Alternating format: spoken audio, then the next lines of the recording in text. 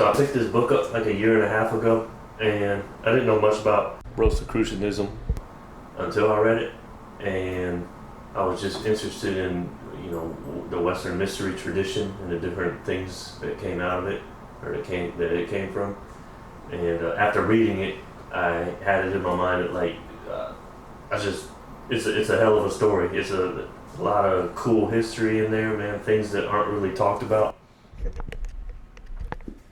Anyway, yeah, I don't have a lapel mic, and I had it set in my mind that I wanted to do a video on it for a while now. So there's a little bit of a hurricane right off the coast if you saw the lights flicker. Anyway, yeah. So this is by Frances Yates, the late Frances Yates, the Renaissance historian. The Rosicrucian Enlightenment is about two events that took place in the 17th century, so we're talking 1600s Europe, one of which being a royal wedding between an English princess and a German prince, and the other event being some mysterious letters that went into circulation shortly before, called the Rosicrucian Manifestos. And we're going to explore all that. I wrote notes on the book, and I'll be reading directly from my notes also. So that was written in 72 by Yates. By her own admission, it was a pioneering work, and she had hoped that others would add on to it, and she knew that people would find mistakes in her work, but she comes from a very academic background, and she objectively looks at all the characters, facts, and events in a very digestible way. So that's why after hearing this story, it's filled with romance, action. I mean, it would rival a Hollywood production.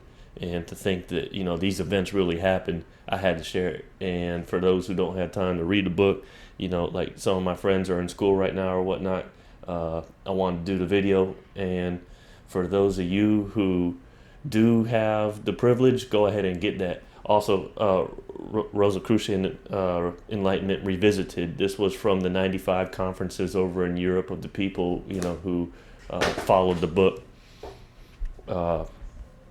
Whatever backgrounds they came from, historians, just hobbyists, whatever. Rosicrucians themselves, there's different orders around the world. Another thing, she looks at it from its historical context, the movement. Rosicrucians in a historical context. There's a lot of groups that, you know, that operate under the Rosicrucian name now, but we're talking historically 17th century. So yeah, this is revisited. I have yet to read it. It's a series of lectures and papers from those who attended the conferences. But anyway, let's get to it.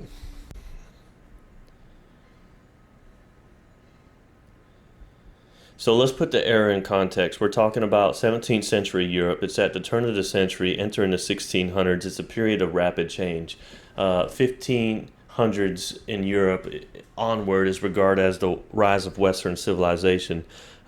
Europe had come directly out of the Renaissance, spearheaded by Italy. So during the Italian Renaissance, there was an uptick in science, art, literature, and philosophy. It had ripples across Europe. The Renaissance can be attributed directly to Venetian states, which saw a robust economy and relative tolerance for free thinking. This fueled intellectual inspiration. So basically, there was an inflow of money, more time for the arts, and for people. I'm on call in this hurricane.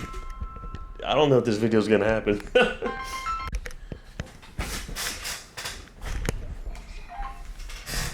So basically, the Renaissance was a period of inspired intellect. According to the Italian humanists, it was a change from the Dark Ages, which was marked by famine, wars, and ignorance. This can be directly attributed to the Venetian states, which saw a robust economy and relative tolerance for free thinking, fueling intellectual inspiration. The Italian Renaissance is known as a period of renewed interest in classical Greek and Roman culture. So Northern Europe kind of followed suit afterwards. They had their own enlightenment, in the 1500s, and for some of the same reasons. A trending economy, which was due to trade and technological advances, most notably shipping and new trade routes which were being discovered. And with those trade routes, there was an exchange of ideas. Also in Europe, there was reformations taking place in the 1500s, and also underlying esoteric movements. So we're talking about a change in economy, a change in thought. So there's a direct correlation there, it seems. The events that we're discussing here take place in the 1600s, coming out of the 1500s. Northern Europe, the regions we're focusing on specifically will be what we know as modern-day Germany. Let's take a look at Germany here, a map showing all the states within the region. And England. England is the other player in the game. England was coming out of their golden age under Queen Elizabeth. Queen Elizabeth was known for being religiously tolerant, and England boomed with intellectual thought and scientific advancement during this era. We're talking 1500s England. So going into the 1600s, England was coming out of a golden age and looking to continue that. Now, in Germany during the 1500s, there was a lot of war until the Peace of Augsburg. There was a line of tolerant emperors which ruled for 60 years, as a good break from that war. The last of which being Emperor Rudolf II, who was tolerant of Lutherans and was also interested in esoteric studies himself. The capital of the Holy Roman Empire was moved to Prague, and in Prague, Emperor Rudolf II reigned, and Prague became a mecca for progressive ideas and intellectual thought. When Rudolf II died, however, a less tolerant king, King Ferdinand, took over the throne, and all bets were off. All right, so chapter 1, we're going to talk about the royal wedding of Frederick V and Princess Elizabeth Stuart. So the Rosicrucian movement takes place between the Renaissance and the Scientific Revolution. That's the 1600s. And it's based on Hermetic Kabbalism with alchemy mixed in. So one figure that's going to come up through the book is John Dee in England. He's a major figure we'll explore in the Renaissance Hermetic tradition, and John Dee is a mathematician, astrologer, occult philosopher, and writer. So Dee kind of straddled between math and magic. He got in trouble earlier in his life, but he maneuvered to clear his name. Queen Elizabeth I, not to be confused with Princess Elizabeth, who we'll be talking about, different family line, but Queen Elizabeth took the throne in 1558, and Dee became her trusted advisor. Queen Elizabeth now was also interested in esoteric things. So Dee's later life, he leaves England into Central Europe, and this is a portion of his life that's not well documented. Dee's 8 years abroad in Central Europe, he was practicing alchemy, numerology, angelology with Edward Kelly. This is a period in Dee's life that's not well known once again, and pioneering works like the one by Frances Yates here look to shed some light on this. Yates theorizes that what Dee had set up in Germany paved the way for the royal wedding and its underlying esoteric movement. So, to put it in context, Dee's travels through Germany were before the royal wedding that was to take place in Bohemia. So we're talking Dee in the late 1500s, and then the royal wedding, 20 years later, early 1600s. Okay, so what was going on across the water? Likewise, in England, it was experiencing a time of Renaissance. England was optimistic for a continuation of the successful Elizabethan era. England warmly welcomed the marriage of King James' daughter, Princess Elizabeth, with Protestant noble Frederick V. This was a time of peace, intellectual hope, prolific literature, and religious toleration going into the new century. But, as Yates adds, there were dark shadows behind the splendors of this wedding. It started with the death of Princess Elizabeth's brother, Prince Henry. Uh, it kind of ruined King James' plan to marry his son to a Catholic princess and his daughter to a Protestant prince. That was James' master plan to usher in peace. He was trying to broker peace because, politically it was advantageous to appease all parties. The main parties being the Protestants and the other one being the Catholic powers. So let's talk about the actual royal wedding of his daughter and the German Protestant prince. King James' daughter married Protestant Prince Frederick V in early 1613 and they moved into Heidelberg Castle in the electoral Palatinate. So side note, I might mispronounce some things here, but hopefully you can get the gist of what's going on. So they moved into Heidelberg Castle. The castle was known to have many splendors, at least under their reign. Their court attracted renowned engineers who transformed the castle with elaborate Renaissance gardens that included mechanical statues, musical fountains, and other state-of-the-art wonders.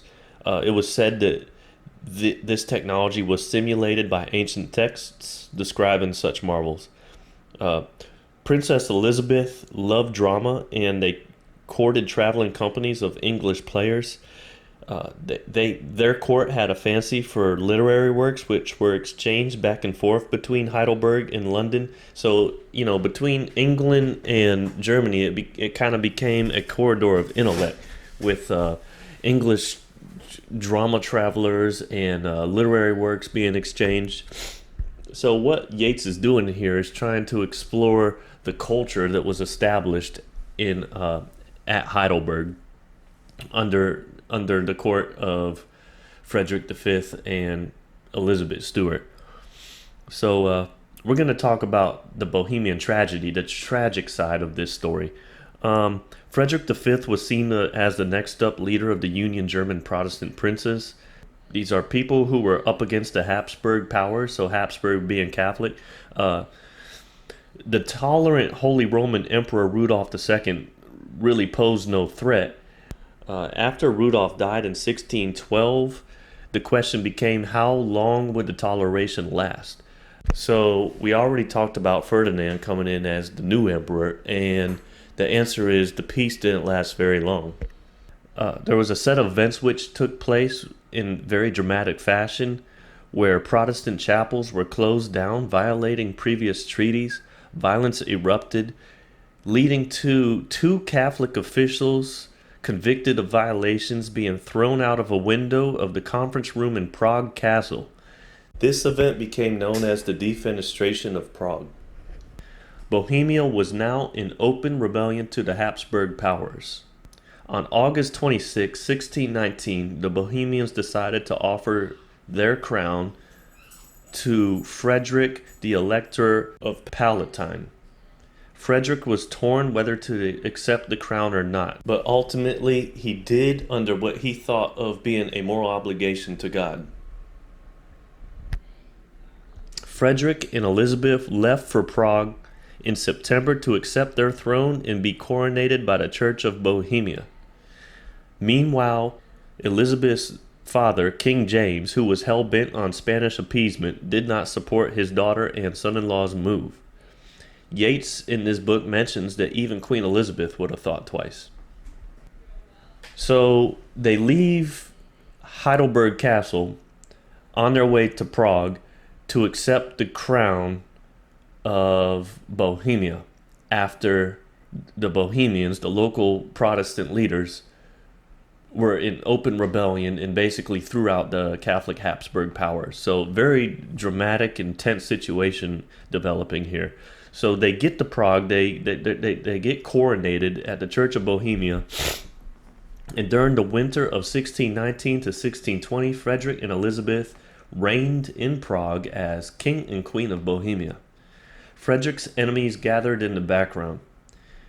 Christian Anhalt commanded Frederick's forces, and the Duke of Bavaria commanded the Catholic armies. The Battle of White Mountain took place outside of Prague in November 1620. Frederick's forces were wiped out. Frederick and his family left in such a hurry from Prague that they left most of their possessions. Mass executions commenced in Bohemia and erased the Bohemian church. Heidelberg Library was destroyed or confiscated. King James's non-intervention angered British Parliament, who supported their princess. That would eventually start a chain of events that led to the undoing of the Stuart monarchy. The event cast ripples throughout Europe. Yates suggests, had Frederick succeeded in keeping open a liberal corridor from Holland to Venice through Germany, the advance of thought repression in Italy, from which Galileo was to suffer, might have been checked. Figures like Christian Anhalt and others of the Bohemian family would have progressed with their occult and alchemical interests. So we're going to look at the actual Rosicrucian Manifestos and see if there was some sort of mention of a royal wedding in here. What Yates is doing is connecting the dots and just exploring the different avenues that can suggest a cross relationship between the Bohemian court and the Rosicrucian movement that sprung up in Europe. So the Rosicrucian Manifestos were two short pamphlets published in Cassel in 1614 and 1616. There was a third work published called Chemical Wedding of the Christian Rosencreutz in 1616 as well. The manifestos urged others to join. Regarding the chemical wedding of Christian Rosencreutz, it was a fantasy story filled with alchemy and symbolism. It referenced the manifestos and possibly the real-life Bohemian royal wedding. It's a fictitious story of a hero called Christian Rosencreutz. But who is this mysterious figure? Johann Valentin Andrea eventually is the credited author for Chemical Wedding. He came from a Lutheran family and dreamt of a resolution to religious turmoil of the time. Andrea wrote his first version of Chemical Wedding 14 years earlier in 1602 as a teenager attending college in Tübingen. 1616 was when the actual Chemical Wedding was published, and this can be seen as a remix of his original story mixed in with the current events that were playing out around his area. We'll talk more about the Chemical Wedding story later, but first let's look at what inspired Andrea. Yates dives into the possibility that perhaps he was inspired by the Order of the Garter ceremony where he attended school in his early years. The Garter ceremony was an English-German celebration with King James trying to nurture ties with German Protestants. It entailed English actors, musicians, and a feast and celebration that lasted until the morning. There was a literary work that came right after that ceremony called Neomantria. It's a cryptic allusion to a secret alliance or evangelical league. This league could have perhaps been a union between France, England, and Germany, which are symbolically represented by the lily, lion, and nymph. King James seems supportive in these early years. Christian Anhalt made plans to make Electoral Palatine his ideal head of anti-Habsburg forces in Europe. Anhalt, who had many contacts in Bohemia, was the orchestrator of Frederick's failed reign. Anhalt was Calvinist, but like many other German Protestant princes during that time, he was involved in mysticism and Paracelsus movements. Now we'll look at John Dee. Surely Anhalt was in the sphere of John Dee and Edward Kelly's influence, who had passed through the region of Bohemia 25 years earlier. Dee's influence in the region can be seen in the manifestos. In the manifestos, there's word-for-word quotation from John Dee's prior work, Monis Hieroglyphica. Monis combines magic, Kabbalah, alchemy, and mathematics, and it can be seen as a reference to other occult works in the region during that time. Yates quotes, "The strangely exciting suggestion is that the Rosicrucian movement in Germany was the delayed result of Dee's mission in Bohemia over 20 years earlier, influences from which became associated with the Elector Palatine. A movement that solves religious problems along mystical lines, suggested by Hermetic and Kabbalist influences." We'll move on to chapter 4, titled The Rosicrucian Manifestos. Okay, so to recap, the royal wedding took place in 1613. where the king and queen reigned in Heidelberg Castle. The manifestos came out in the years immediately following. And what we're going to look at next is the manifestos and what may have influenced them, including if the wedding did.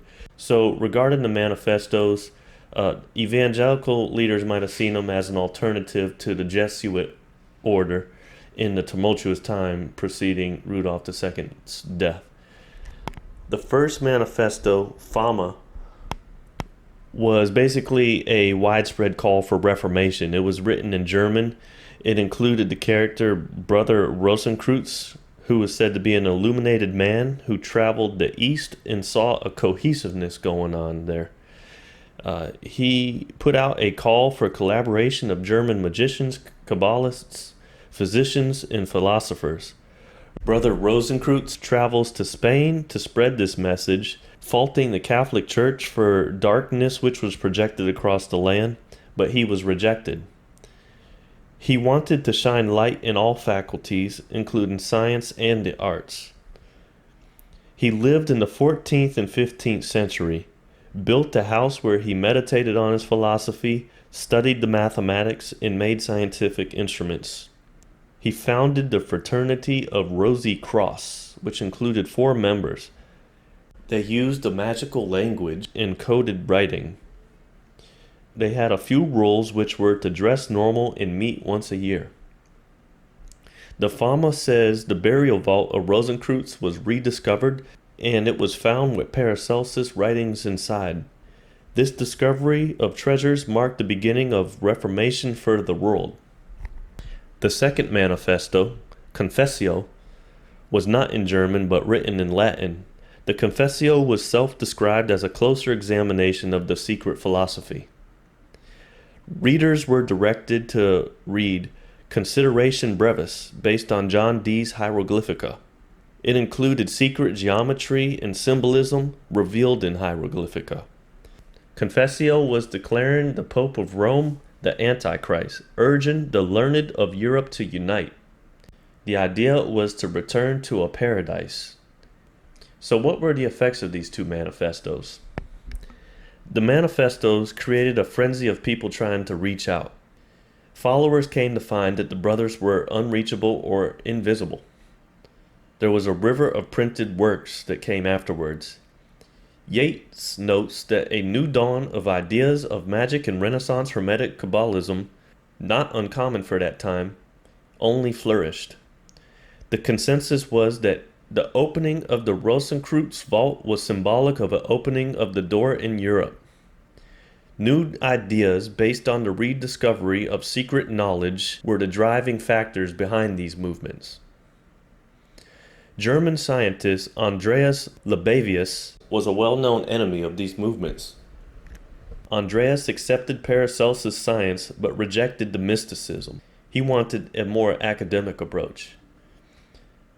Libavius was against the microcosm-macrocosm model, against Hermes Trismegistus, and against magic and Kabbalah in the Renaissance tradition. Libavius rejects the manifestos for political reasons as well, one of which being a passage referencing a lion overthrowing the Roman Empire. The lion happens to be the symbol of Frederick V.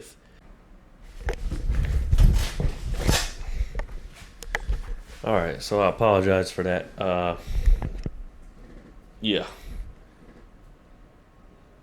It's like it stalled right over the Bahamas.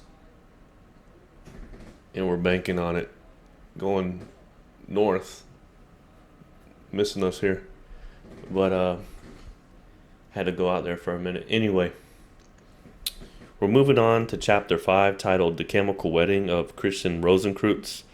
So what we want to know is, if there's an underground esoteric movement going on in Germany, what was their philosophy? What's the mechanisms behind it? So descriptions of Heidelberg Castle during Frederick and Elizabeth's reign are lost, but the chemical wedding might offer clues as to the philosophies going on around that court, and further what the culture was and what the castle held. Before the 30 Years' War now, Heidelberg Castle was alive with free thought, cutting-edge sciences, and extensive renovation, including the removal of a portion of the mountainside for the gardens. Hold on, let me change this up real quick. We know that a hurricane's bad. So yeah, they cut away the mountainside, brought in some engineers who were driven off of the old sciences, and they made marvels at Heidelberg. The gardens were lively with the courting of influential people. Frederick and Elizabeth's emblem was the Palatine lion, as depicted in engravings that we'll discuss later. Another symbol used is the rose. It's associated with the movements we'll discuss. The rose is an alchemical symbol for virgin. The royal wedding in Bohemia would have been a fresh start for a reformation, just like the wedding depicted in Chemical Wedding. Okay, so once again, we're comparing the two events. One, a real event, another fictitious story, mysteriously written. It's prudent to note that Frederick was linked with the Order of the Garter. Why that's important, we'll discuss. Chemical Wedding of Christian Rosencreutz now was published 1616. It's about a romance.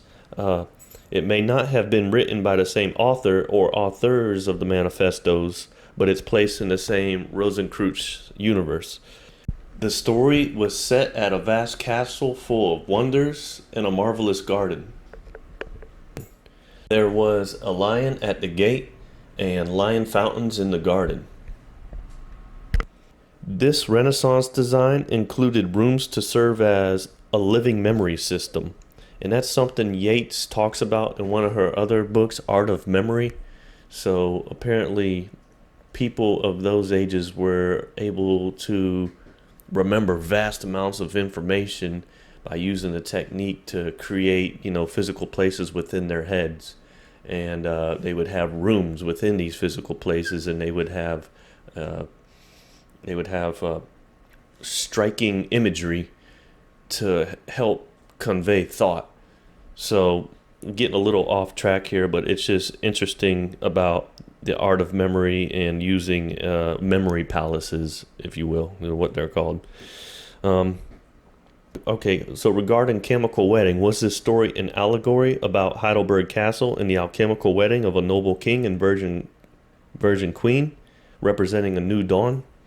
That's what's proposed here. So just to skim through the chapters, we covered chapter 1, a royal wedding and the marriage of Princess Elizabeth and the Elector Palatinate, that's Frederick. Chapter 2 was about their Bohemian tragedy when they took the crown of Bohemia and got ran out of there quick. Chapter 3 was about John Dee and the Christian Rosencreutz. Chapter 4 was the Rosicrucian Manifestos, where we actually look at the manifestos that came out shortly after the wedding. And chapter 5 was the third work, Chemical Wedding of Christian Rosencreutz, and we compared that to the royal wedding that happened at Heidelberg Castle.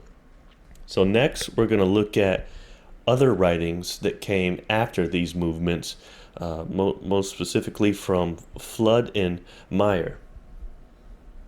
Okay, so chapter 6 is titled Fludd and Maier Writings. These writings took place when the king and queen were still at Heidelberg Castle before they accepted the crown of Bohemia.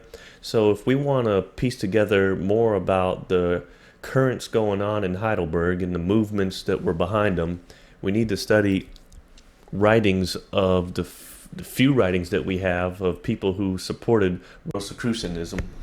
And that brings us to Fludd and Maier. So obscure religious movements moved through publishing houses during that day. Excuse me. Robert Fludd and Michael Maier were two leading writers who supported the Rosicrucian movement. They published from 1617 to 1619 in Oppenheim in the Palatinate, where Frederick reigned. Both were revered Paracelsus followers. Both published with the same publisher, Johann Theodor de Bry. One was Lutheran, one was Anglican. Both were Hermetic philosophers. One tended to lean more towards writing about the macrocosm, macrocosm. The other towards spiritual alchemy. So you can say one was Hermetic philosophy and the other alchemical symbolism. We do know that esoteric Christian circles existed in England and Germany during that time. So let's talk about the publisher. Theodore de Bry had a publishing and engraving company. He was in high demand during the Elizabethan age. He was attracted to Oppenheim, a Palatinate town, for its tolerance of free thought. He was closely associated with the Heidelberg court. It's where we get a lot of the engravings that we have detailing the underground movement and the philosophy in Germany surrounding these groups. Fludd was an Englishman, and Maier was a Bohemian. Both followed alchemy of Paracelsus. Maier was close to a liberal Catholic Emperor Rudolf II. Fludd revered ancient wisdom of Hermeticism, writes about Rosicrucian Manifestos and their attacks by Libavius. He defended the Rosicrucians as being against the Pope, but perhaps illuminated by God, maybe not heretics after all, he suggests. He wants to join their company. In his writings, he defends good magic and magicians who are experts in math. He's a proponent of arts and sciences and their advancement, like John Dee. Years later, he's criticized for some in England, but said he never met any Rosicrucians. He got no reply, in his own words. He defended himself by explaining that even some Jesuits liked his writing, barring the sections on geomancy.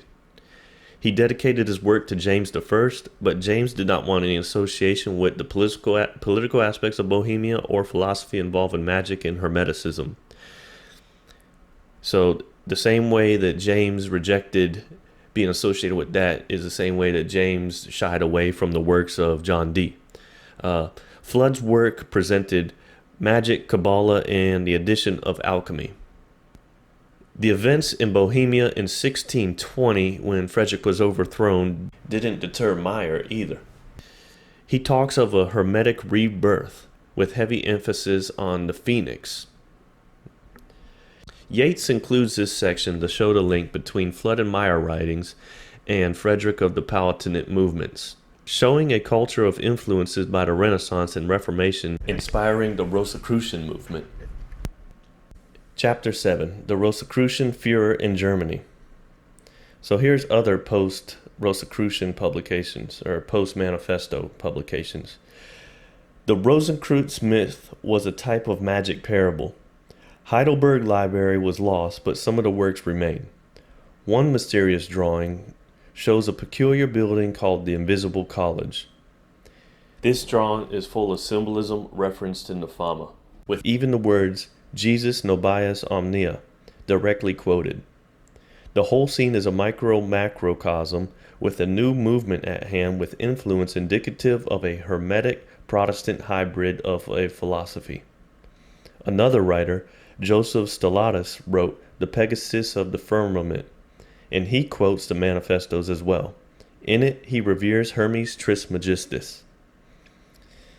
He gives one of the clearest definitions of alchemy as an ancient theology which encourages inquiry into nature.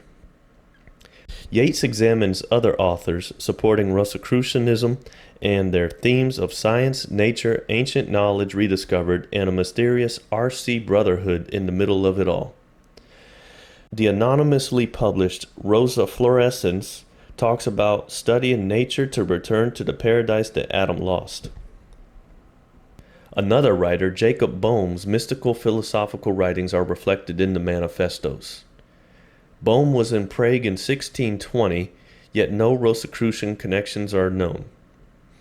German publication of the topic came to a sudden stop in 1621 with the collapse of the Palatinate and beginning of the 30 Years' War.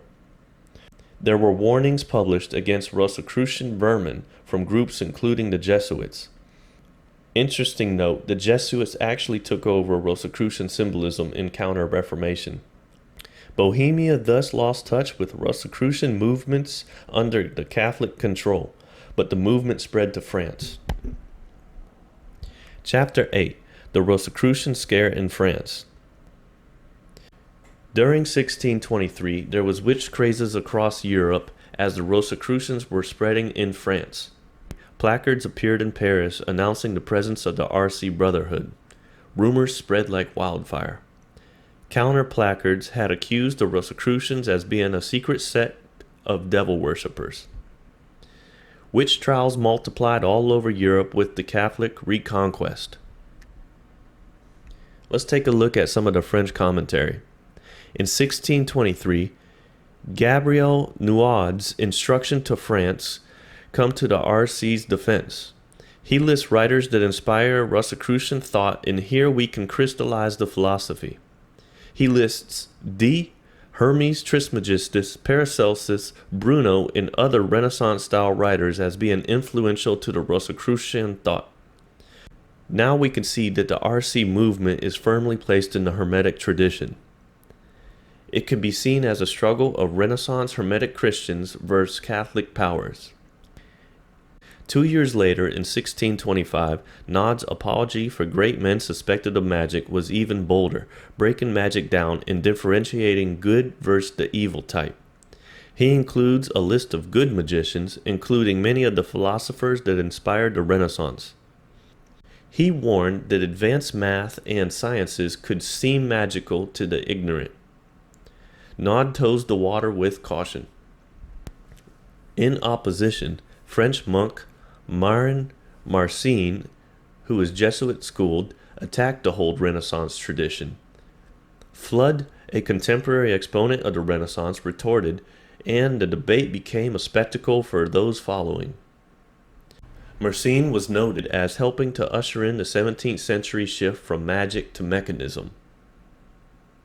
A friend of Marcin, René Descartes, also Jesuit-schooled, had a biography that revealed his travels outside of France to Germany in 1619, where he was said to be enlightened while in a cabin in the winter wilderness. There he found math to be the key to understanding nature. Descartes returned to Paris in 1623, and he was accused of being a Rosicrucian. He decides to show his face in public, proving he is not one of the invisibles.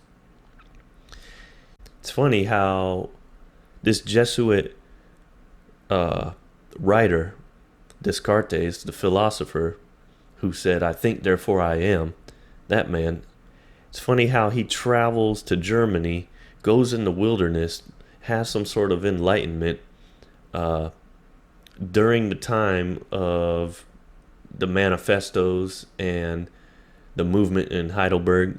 So you could see the dots starting to connect here. Also, years later, Descartes relocates to the area where Elizabeth, the Winter Queen, is in exile. So later on, Frederick and Elizabeth went into exile, and in Elizabeth's later years, Descartes relocated to the area around where she was in exile, and they were in correspondence with each other. So he dedicated his 1644 Principia, however you want to pronounce that, giving her the title Queen of Bohemia, which her enemies had denied her. So to explain the Winter Queen, because Elizabeth and Frederick only reigned for 1 year during the winter, they became, infamously known as the Winter King and Queen of Bohemia. So Chapter 9, Francis Bacon, Under the Shadow of Jehovah's Wing. As the Rosicrucian movement was spreading in France, there was little impact in Britain. Instead of the manifestos, the hot topic was Francis Bacon. Bacon's writings were less magical and hermetic. King James avoids certain science because of its association with magic. Bacon tiptoes around the whole subject. What he does do is call for a brotherhood in learning that transcends national borders. This learning, or illumination, was to lead back to the garden. He attacks Paracelsus, the microcosm-macrocosm, and the idea of groups that meet in secrecy. The Elizabeth-Frederick, or English-German connection, did facilitate an exchange of ideas. Elizabeth, in her later life, was interested in the works of Bacon. Maier was interested in Bacon. Bacon's book, New Atlantis, may suggest he was influenced by Rosicrucians more than he would lead on. It wasn't published until after his death. In New Atlantis, there's a utopian society that's depicted, built around religious and scientific advancement. It's a fictitious story of travelers finding the lost Atlantis. They come to find an advanced society in isolation from the rest of the world. So they find the island of Atlantis and they find an advanced society with people who are purposefully in isolation and with heavy religious underlinings. In it, you can see the same things of an invincible college engaged in world affairs from the rear, for goodness sake. Both New Atlantis and the Rosicrucian Manifestos are hypothetical societies influenced by Christian Kabbalah. So we talked about the Rosicrucian movement that came out of Germany, how it spread to France, what was going on in England across the water during the time, and now we're going to talk about the effects it had on Italian liberals. And chapter 10 is Italian liberals and Rosicrucian Manifestos. Okay, post-Renaissance Venice was watching very closely. We already know that in 1606 liberal Venetians stood against Rome. In 1616 we have the conversion of Catholic Archbishop Antonio de Domonis to Anglicanism. The 1620 Bohemian defeat struck a blow to liberal Italians as well as Protestant Germans. The Fama included excerpts from Italian intellectual Traiano Boccolini. Boccolini was an admirer of Henry IV of France. Henry IV was inspiring to Giordano Bruno, Christian Anhalt, the Palatinate rulers, and Johann Valentin Andrea. Henry IV's assassination in 1610 was a blow to these circles. Another Italian liberal-minded writer, Tommaso Campanella, ended up in exile and wrote City of the Sun, another utopia ruled by Hermetic priests who excelled because of the scientific magic. His disciples would visit him in prison and bring writings back to Andrea, who would later write his own utopia novels. Modern historians, now we're saying modern at the time of Yates writing this in the 1970s, modern historians did not notice the German-Italian connection of anti-papal intellectuals. Rosicrucian movement can now be described as a new Reformation, picking up where other Reformations had failed, embracing magic science and Hermetic Kabbalism. So we're going to look at a map real quick on that, one of those last notes saying that modern scholars didn't notice the German-Italian connection. And you can see the three areas involved here with, corridors of intellectual movement, Germany, England, and Italy. And I'm sure there was a lot of correspondence, and these underground currents, were watching each other closely and inspiring each other. And you could kind of piece all this together and see where it's going. Chapter 11, the RC Fraternity and the Christian Unions. So in 1617, after Johann Valentin Andrea wrote Chemical Wedding, he shifted from the Rosicrucian identifier to a more practical one in Christian Unions. This marked a shift from fictitious RC myth to real societies. The origins of RC started as a mystical joke, but in his eyes it had got out of hand, lacked direction, and was spoiled by outside actors. Besides, it had served its purpose in stimulating thought, and there was an appeal there, as seen by the response it got. Like the Manifestos, he advocated a fellowship of intellectual and scientific studies to benefit the advancement of all man. He helped found Societas Christiana. He supported drama or play scenes as an important aspect, just as the Jesuits did in that time. The popularity in drama helps explain the RC model of conveying ideas, fiction. Andrea wrote a new fiction called Christianopolis in 1619. Christianopolis was in line with other 17th century utopias. It dealt with a city employing a mixture of mystical and scientific technology. The city's artisans are educated men and work people who were entitled to exercise their inventive genius. Painting, math, astronomy, and a combined divinity with philosophy is explored as theosophy. The study of natural science is a religious duty in this city. Also, music with a background in arithmetic and geometry are heavy components. It's basically a John Dee version of Campanella's City of the Sun, dealing with math, fine arts, inventiveness of the artisan class, and angel work. Citizens in this city are what we might call devout esoteric Christians. Would this be the framework of a real group or groups, i.e. Christian unions? Letters by Andrea, recovered by historians, talk about factual groups that were broken up by the wars. Directly quoted, "Nothing approaches nearer to God than unity. For this reason, wise men have gathered into societies, but Antichrist is against this." Others formed their own unions modeled off of Andrea's writings during the 30 Years' War. Okay, so here's an interesting note on the secrecy involved. There was mysterious word Antilia, the name of an island that seems to have been a type of password used by various groups. Chapter 12. Comenius and the Rosicrucian Rumor in Bohemia. Comenius grew up in early 17th century Bohemia. He was inspired by Andrea and the movements coming out of Heidelberg. He was at Frederick and Elizabeth's coronation. He developed Pansophic Encyclopedia in 1614 based on universal knowledge. In 1621, Spanish troops captured his town, burned his house and library. On the run, he lost his wife and one of his children. He arrived in Brandeis and wrote the Czech classic, The Labyrinth of the World. It was an amphitheater of all things of the world. It was influenced by City of the Sun and Christianopolis, but a dystopia unlike the other utopic works. Labyrinth was a city representing all the sciences, learning, and occupation of man leading to ruin. It is suggested by Yates that this is a living memory system detailing the failed Rosicrucian Bohemian movements.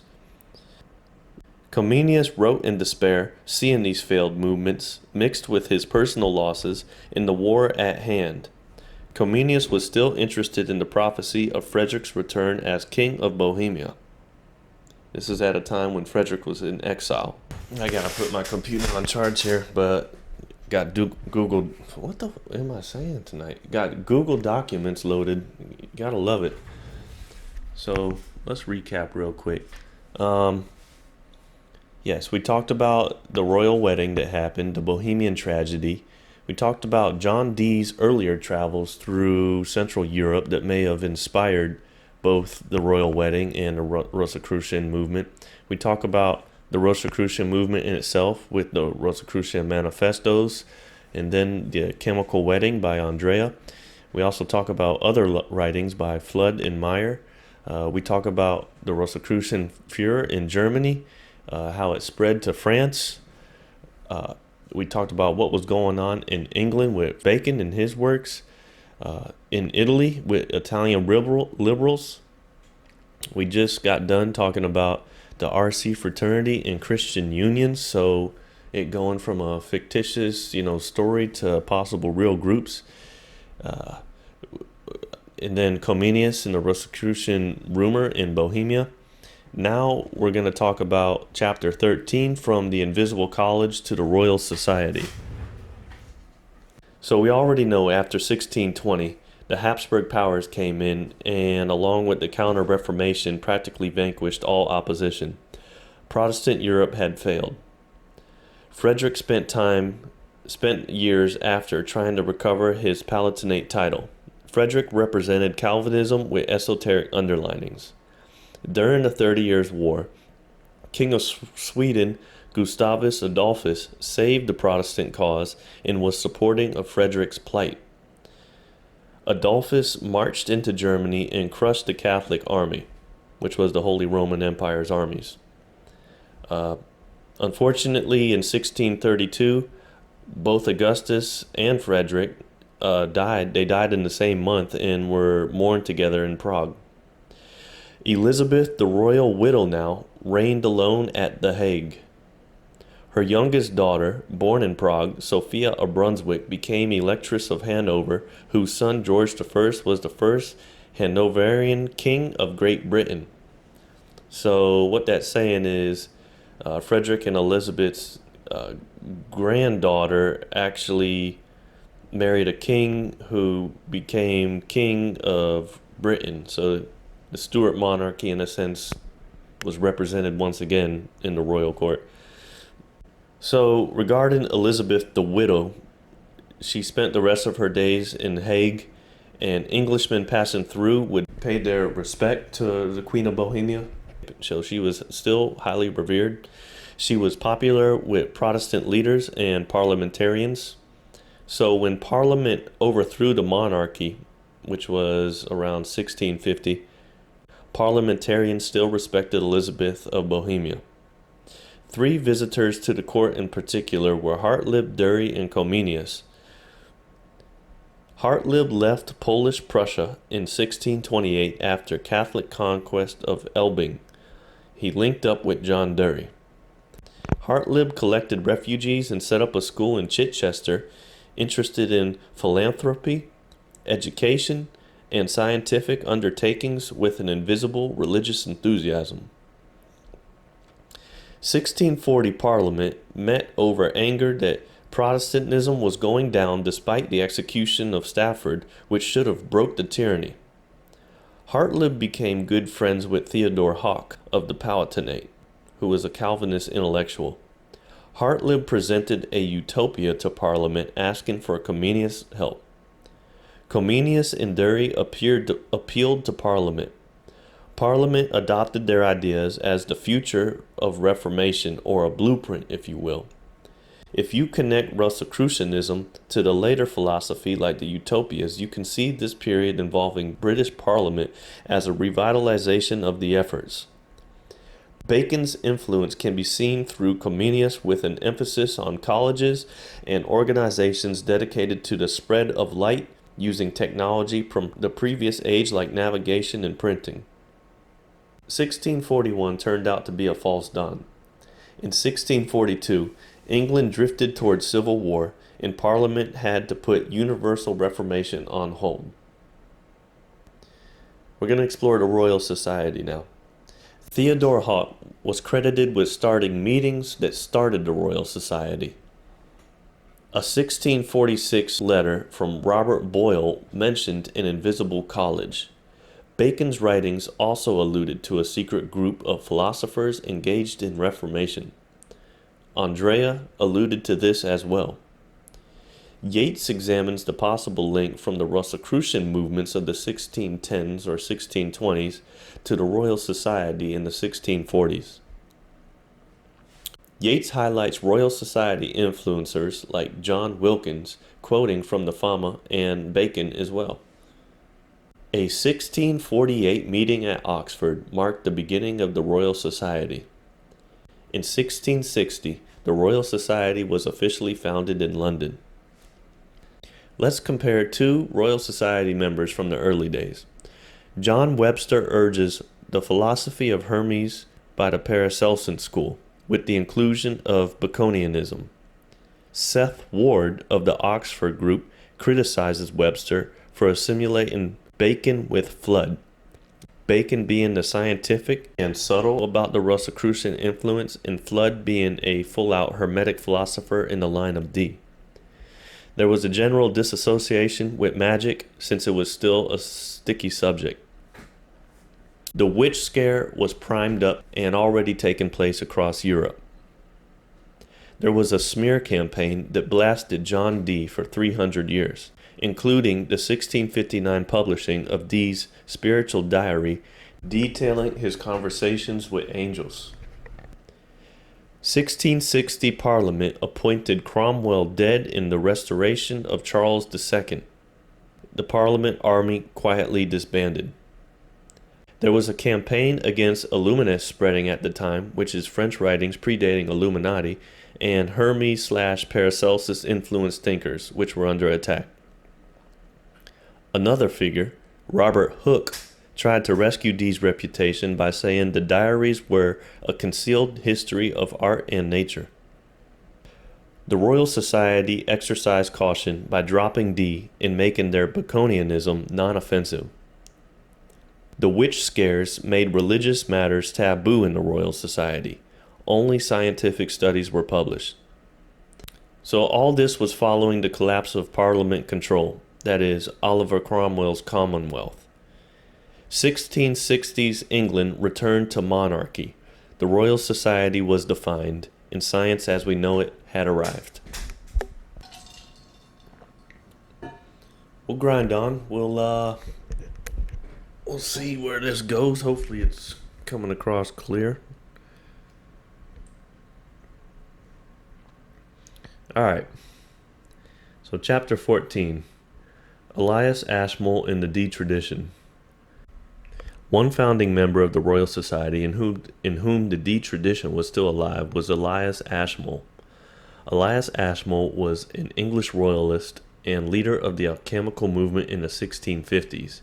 He helped restore Charles II to English monarchy. So we're talking about the English Civil War between parliamentarians and royalists. He was an antiquarian, enthusiast in the Hermetic and Kabbalist tradition, and alchemist. He was known to be the most illuminated brothers of the Rosicrucian.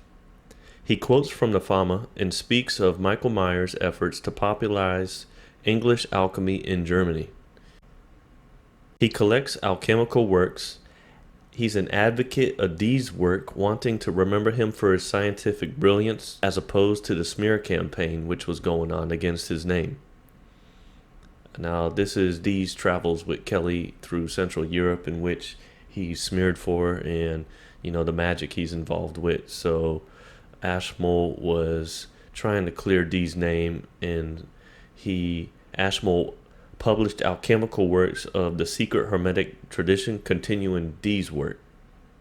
So he revered the Order of the Garter and sought to restore its name. Important to note that around 1690, a young Prince Charles Louis, Elector Palatine, grandson to the Winter King and Queen, had much discourse with Ashmole regarding the order. Ashmole's book on the Garter was distributed in the Palatine court. Ashmole's alchemical and antiquarian studies, like Dee's, were studied by the next Royal Society major player, Sir Isaac Newton. Newton knew of the manifestos and possessed copies of the Fama and Confession. Newton studied Maier's work involving the R.C. Brotherhood. He also heavily studied Ashmole's alchemical texts. The Harley codices in the British Museum speak on German Rosicrucians and where they got their ideas. Dee would be the grandfather of this philosophy. Hermeticism was one of the fundamentals to the philosophy. Ashmole and Newton would prove to be important Royal Society members, Ashmole representing the esoteric work, and Newton's work in math and physics, the more scientific publications. Chapter 15. Rosicrucianism and Freemasonry. Yates notes the historical studies of Rosicrucian Manifestos have been lacking because the whole subject had been bedeviled by enthusiasts for secret societies. Occult research is not taken seriously enough by historians, Yates counters. Yates concludes that she has found no evidence of a real secret society of Rosicrucians, but rather real movements as detailed with the Christian unions. The Rosicrucian myth suggested the formation of secret societies. Yates speculates, are the manifestos the blueprint for Freemasonry? Yates turns to 19th century researchers J.G. Buell and Thomas de Quincey, who is convinced that when Rosicrucianism was transplanted to England, it became Freemasonry. Robert Fludd was responsible for this transplant. So now let's differentiate legendary versus established Freemasonry. Legend is that it dates back to the building of Solomon's Temple. Then it turned into speculative masonry with mystical underlinings and the formations of a secret society. This is where Rosicrucianism comes into play. Ashmole's Masonic initiation is the oldest known record of speculative masonry in an English lodge, dating 1646. Ashmole copied out in his own hand the Rosicrucian Manifestos. Yates goes on to examine poems from the medieval era, from the 1400s, on the legendary history of Masonry. In it, we can see geometry derived from the Egyptians, Renaissance ancient wisdom, Hebraic past, specifically Solomon's Temple. Also note that Newton studied Solomon's Temple. Masonic history says the history of the royal art of architecture spread from Hebrews to the Greeks to the Romans. Roman architecture, lost from the barbarian invasions, gave rise to the Gothic style. The Masons sought to regain the lost art of the classic architecture. Speculative masonry begins after this revitalization, perhaps with Indigo Jones, spread of Augustus style in Vitruvius. Yates wonders why was Dee omitted into history, being a famous Hermetic philosopher and praised of Vitruvius. Perhaps because a smear campaign in his association with conjuring. All the secret movements of the late 16th century might have had sympathy with the movements surrounding the Elector Palatinate. Influences from Giordano Bruno can be found in the Manifestos. You can see Hermetic philosophy, Egyptian religion, and good magic. This might have inspired secret societies among Lutheran circles in Germany. The Bruno movement might have appealed to movements in Italy. It might have coexisted with English esoteric movements, i.e. John Dee. Yates, looking at the evidence, Freemasonry must have been connected with Rosicrucian movements. The differences could be Freemasonry combines an esoteric approach to religion with ethical teaching and philanthropy, and their architecture as a macrocosm. Rosicrucianism is interested in the arts, science, magic, and alchemy, basically the esoteric elements of the Royal Society. Okay, that got a little dry towards the end. Nonetheless, good information there. Yates sums up her last chapter as putting together all the research and identifying who the Rosicrucians were, at least in a historical sense. She basically comes to the conclusion that Rosicrucianism could be defined as a style of thinking that is heavily influenced by the Hermetic Kabbalist tradition with the addition of alchemy. That can be attributed to John Dee's travels through Central Europe. 20 years later, during the royal wedding, Frederick and Elizabeth established a court that saw a heavy influence of esoteric movements, as evidenced by the writings that we explored. When they took the crown of Bohemia, that could have been their fatal error, because the Catholic powers quickly overthrew them, ending these movements that were taking place behind the scenes. We took a look at the actual Rosicrucian Manifestos, including The Chemical Wedding by Andrea. We looked at the outbreaks in France subsequently. We looked at a movement that was basically on the run during this time, up until the English Parliament, when they took over from the Royalists. We saw evidence that English Parliament was willing to get behind this and adopt it as their official blueprint for philosophy going forward regarding the creation of a new world or reformation. And then we saw the finding of the Royal Society, which basically there were two currents going on within the Royal Society, one being the exoteric version as we know now, purely scientific, academic, and the other having influences of magic and Kabbalah in John Dee fashion that was going on behind the scenes but ended up not being the popular representation of what they were. Eventually, we have a split in the road or a branching of what Yates theorized as being Masonic ideas and Rosicrucian ideas, and they may come from the same lineage.